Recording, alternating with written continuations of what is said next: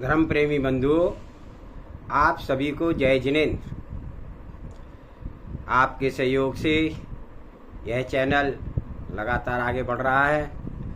आप सभी स्वाध्याय का आनंद ले रहे हैं, मनन चिंतन करके अपनी आत्मा का कल्याण करने के लिए आगे बढ़ने का प्रयास करेंगे। और आज के स्वाध्याय में हम शासन नायक वर्धमान महावीर भगवान के जीवन का परिचय कर पढ़ेंगे, स्वाध्याय करेंगे, मनन चिंतन करेंगे कि किस प्रकार से महावीर भगवान का जीव कैसे कैसे भवों को पार करता हुआ मोक्ष पद को प्राप्त हुआ। सर्वप्रथम मंगलाचरण करते हैं। ओंकारं बिंदु संयुक्तं नित्यं ध्यायन्ति योगिनः कामदं मोक्षदं चैव ओंकाराय नमो नमः। अविरल शब्द घनौगा प्रक्षालति सकल भूतल मल कलंका मुनि विपार्षित तीर्था सरस्वती हरतु नो दुर्तान अज्ञान तिमिरे अंधानां ज्ञानांजन शलाकया चक्षुषी उन्मीलितं येन तस्मै श्री गुरुवे नमः। श्री परम गुरुवे नमः। परम प्राचार्य श्री गुरुवे नमः। सकल कालुष विध्वंसकं श्रेयसां परिवर्धकं धर्म संबंधकं भव्य जीव मन प्रतिबोधकारकम् इदं शास्त्रं श्री 24 पुराण एतन्मूल ग्रंथ कर्तारा श्री सर्वज्ञ देवा तदुत्तर ग्रंथ कर्तारा श्री गणधर देवा प्रतिगणधर देवा तेषां वचनासारिणमासाद्य पंडित श्री पन्नालाल कृत मंगलम भगवान वीरो मंगलम गौतमो गणी मंगलम कुंद कुंदाद्योति जैन धर्मोस्तु मंगलम। जबलु शासन नायक श्री वर्धमान महावीर भगवान की जय। सर्वे श्रोता सावधानतः श्रवन्तु। दृढ़ कर्माचल दलन पवि भवि सरोज रविराय कंचन छवि कर जोरि कर नमत वीर जिन राय।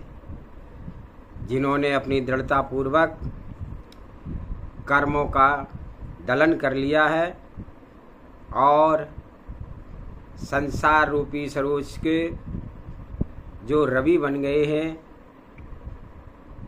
संसार रूपी सरोज के जिन्होंने सूर्य के समान प्रकाश किया है और उनकी कंचन छवि स्वर्ण में शरीर को मैं बारंबार नमस्कार करता हूँ। ऐसे वीर भगवान को मैं बारंबार नमस्कार करता हूँ। पूर्व भाव का वर्णन पढ़ते हैं। सब द्वीपों में सिरोमोर जम्बू द्वीप के विदेह क्षेत्र में सीता नदी के उत्तर तट पर पुष्कलावती देश है। उसमें अपनी स्वाभाविक शोभा से स्वर्गपुरी को जीतने वाली पुंडरीकिणी नगर है। उसके मधु नाम के वन में किसी समय पूर्वा नाम का भीलों का राजा रहता था।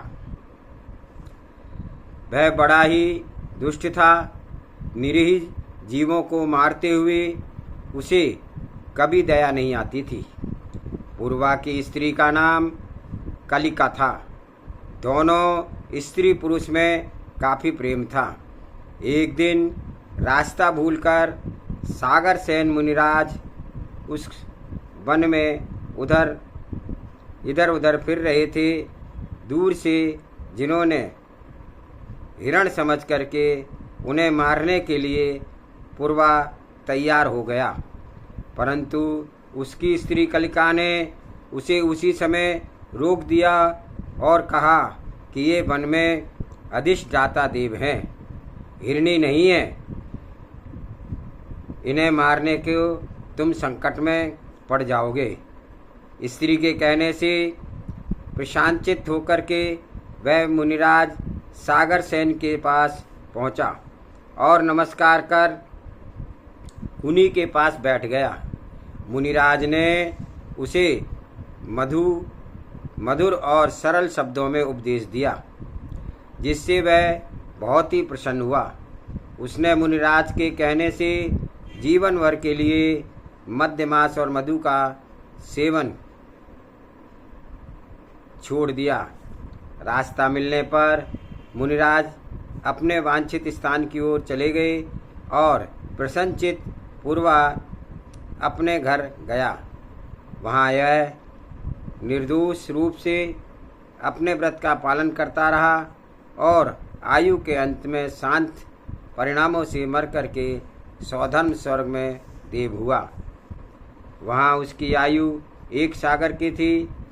स्वर्ग में सुख भोग कर वह जम्बूद्वीप भरत क्षेत्र की अयोध्या नगरी के राजा भरत चक्रवर्ती के अनंतमती नामक रानी से मारीच नाम का पुत्र हुआ।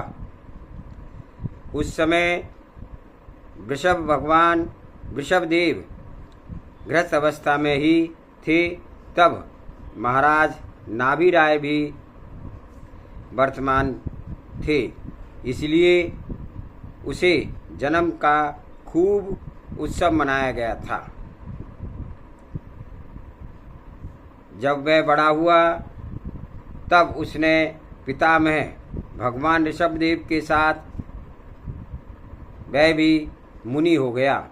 उस समय कक्ष महाकक्ष आदि और भी 4000 मुनि हो गए थे, पर वे सभी भूख प्यास की बाधा से दुखी होकर के भ्रष्ट हो गए थे। वह मारीच भी मुनि पद से पतित होकर जंगलों में कंदमूल खाने और तालाब आदि में पानी पीने के लिए गया। तब वहाँ वन देवता ने प्रकट होकर के कहा, यदि तुम यति भेष में रह करके अनाचार करोगे तो हम तुम्हें दंडित करेंगे। देवताओं के वचन सुनकर के उसने वृक्ष की वकल्प पहन करके दिगंबर वेश को छोड़ दिया और मनमानी प्रवृत्ति करने लगा। उसने कपिल आदि बहुत से अनुयायी शिष्यों उसने दिगंबर वेश छोड़ दिया और मनमानी प्रवृत्ति करने लगा। उसने कपिल आदि अपने बहुत से अनुयायियों को शिष्य बनाकर उन्हें संख्या मत का उपदेश दिया।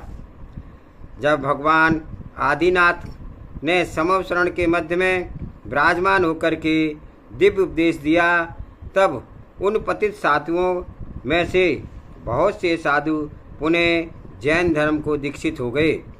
पर मारीच ने अपना हट नहीं छोड़ा। वह सतत ही यही कहता रहा कि जिस तरह आदिनाथ ने एक मत चला करके ईश्वर पदवी प्राप्त की है, उसी तरह मैं भी अपना मत चला करके ईश्वर पदवी प्राप्त करूँगा।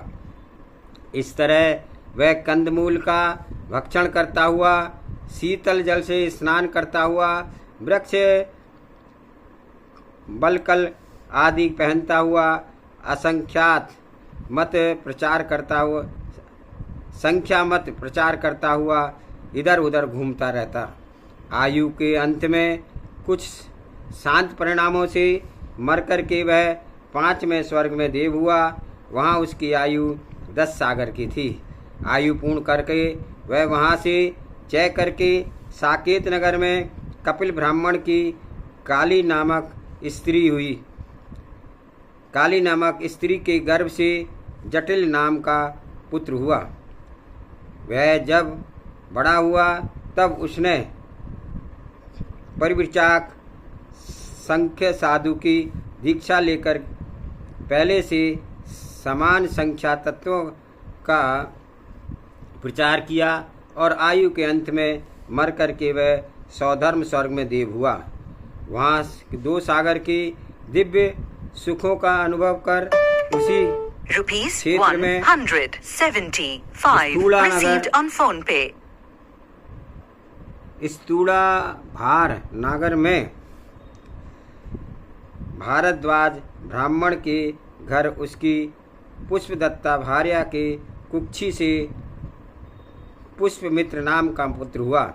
वहाँ भी उसने परिव्राजक आदि दीक्षा लेकर के सांख्य तत्वों का प्रचार किया और शांत परिणामों से मर करके सौधर्म स्वर्ग में पद पाया और वहाँ उसकी आयु 1 सागर प्रमाण थी। वहाँ से सुख भोगने के बाद वह जम्बूद्वीप के भरत क्षेत्र के सूतिका नगर में अग्निभूत नाम का ब्राह्मण की स्त्री गौतमी के गर्भ से अग्निशय नाम का पुत्र हुआ। पूर्व के संस्कार से उसने पुनः परिव्राजक की दीक्षा लेकर प्रकृति आदि 25 तत्वों का प्रचार किया और समता भावों से मर कर के सानत स्वर्ग में देव हुआ। वहाँ से वह 7 सागर तक अत्यंत सुख भोगता रहा। फिर आयु पूर्ण होने पर इसी भरत क्षेत्र के मंदिर नामक नगर में गौतम ब्राह्मण की स्त्री कौशाम्बी के गर्भ से अग्निमित्र नाम का पुत्र हुआ। उसने भी जीवन भर सांख्य मत का प्रचार किया और आयु के अंत में मर करके महेंद्र स्वर्ग में देव पदवी प्राप्त की। वहाँ से सुख भोगने के बाद उस मंदिर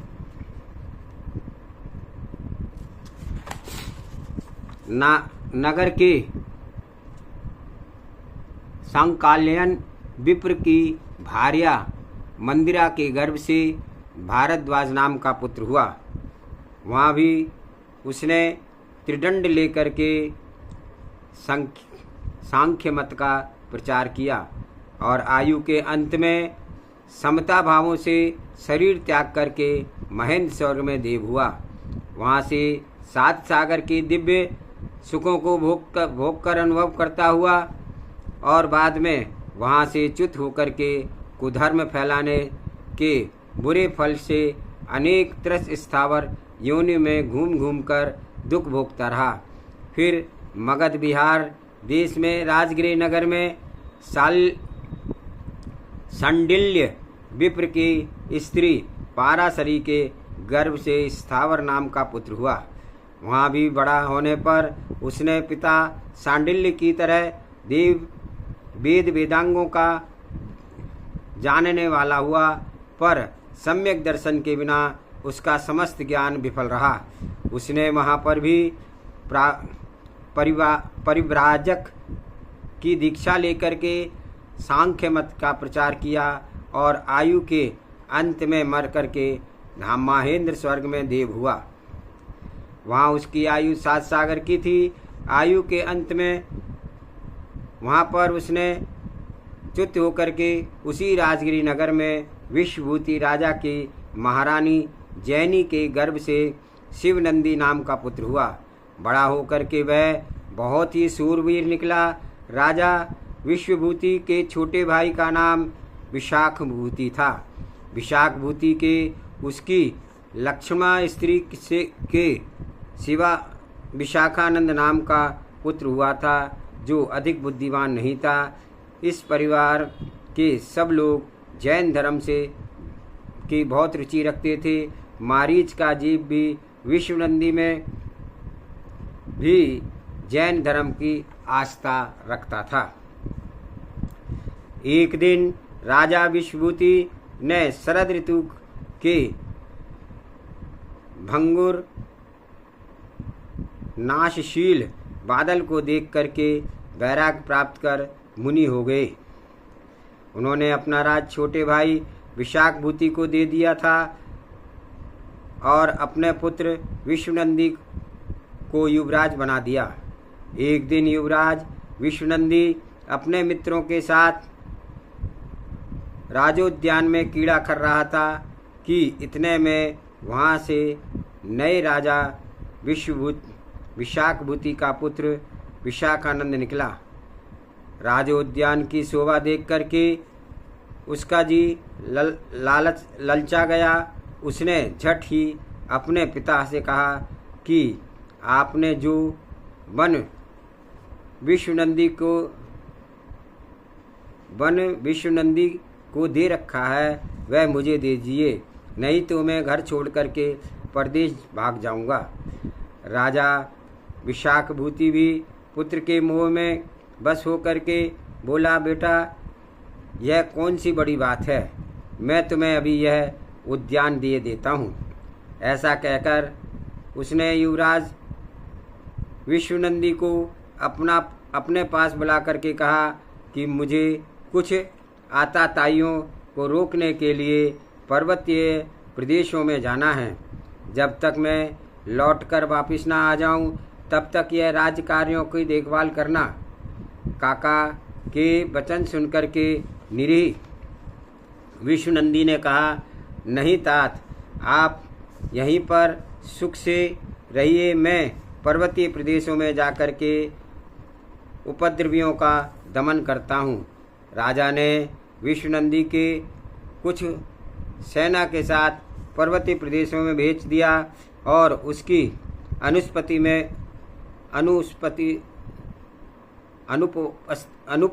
में उसका बगीचा अपने पुत्र विशाखानंद को दे दिया। जब विश्वनंदी को राजा के इस कपट का पता चला तब वह बीच में ही लौट करके वापस चला आया और विशाखानंदी को मारने के लिए सुअवसर की प्रतीक्षा करने लगा। विशाखानंद उसके भय से भाग करके एक कैथ के पेड़ पर चढ़ गया, परंतु कुमार विश्वनंदी ने उसे मारने के लिए वह कैथ का पेड़ ही उखाड़ डाला। तदंतर वह भाग करके एक पत्थर के खंभे में छिप गया और परंतु विश्वनंदी ने अपनी कलाई के चोट से उस खंभे को भी तोड़ डाला, जिससे कि वह वहाँ से भी भागा और भागता हुआ देखकर युवराज विश्वनंदी को दया आ गई। उसने कहा, भाई भागो मत, तुम खुशी से मेरे बाग में कीड़ा करो, अब मुझे उसकी आवश्यकता नहीं है। अब मुझे जंगल के सूखे कटीले झारखंडी अच्छे लगते हैं। ऐसा कहकर के संसार की कपट भरी अवस्था को विचार कर उसने संभूत नामक मुनिराज से दिन दीक्षा ले ली। इस तरह वह राजा विशाखभूति को भी बहुत पश्चाताप हुआ और उसने मन में सोचा कि मैंने व्यर्थ ही पुत्र के मुँह में आकर के साधु स्वभावी विश्वनंदी के साथ कपट किया। सच पूछो यह राज्य भी उसी का है, केवल स्नेह के कारण ही बड़े भाई मुझे राजा बना गए हैं। अब इस किसी भी तरह से मुझे उस पाप का प्रायश्चित करना हो चाहिए। ऐसा सोच करके उसने विशाखानंदी को राज दे करके दिन दीक्षा ले ली और वह पहले ही लिखाए हैं कि विशाखानंदी बुद्धिमान नहीं था, इसलिए वह राज्य सत्ता पाकर के मदोन्मत्त हो गया और कई तरह के दुराचार करने लगा, जिससे कि प्रजा के लोगों ने उसे राजगद्दी से च्युत कर दिया। वह बाहर निकाल दिया। राज्य से च्युत होकर के आजीविका के लिए विशाखानंदी ने किसी राजा के यहाँ नौकरी कर ली। एक समय वह राजा के कार्य से मथुरा नगरी में आया था और वहाँ एक वैश्या के घर की छत पर बैठा हुआ था। मुनिराज विश्वनंदी भी कठिन तपस्या से अपने शरीर को कृश करते हुए उस समय मथुरा नगरी में पहुँचे और आहार की इच्छा से मथुरा नगरी की गलियों में घूमते हुए वहाँ से निकले, जहाँ पर वैश्या के मकान की छत पर विशाखानंदी बैठा हुआ था। असाता का उदय किसी को नहीं छोड़ता। मुनिराज विश्वनंदी को उस गली में एक नवप्रसूता गाय ने धक्का दे करके जमीन पर गिरा दिया उन्हें जमीन पर पड़ा हुआ देख करके विशाखानंदी ने हंसते हुए कहा कि हाथ की चोट से पत्थर के खंबे को गिरा देने वाला तुम्हारा वह बल आज कहाँ गया। उसके वचन सुनकर के विश्वनंदी को भी क्रोध आ गया और उन्होंने लड़खड़ाती हुई आवाज़ में कहा, तुझे इस हंसी का फल अवश्य मिलेगा। आहार लेकर के मुनिराज वन की ओर चले गए। वहाँ उन्होंने आयु के अंत में प्रतिज्ञा लेकर संन्यास पूर्वक शरीर छोड़ा, जिससे कि महाशुक्र नामक स्वर्ग में देव हुए। मुनिराज विशाखाभूति आयु के अंत में समता भावों से मर करके वहाँ पर देव हुए और वहाँ उन दिनों में बहुत ही स्नेह था।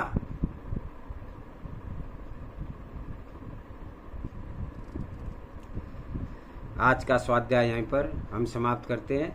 आगे का स्वाध्याय कल करेंगे।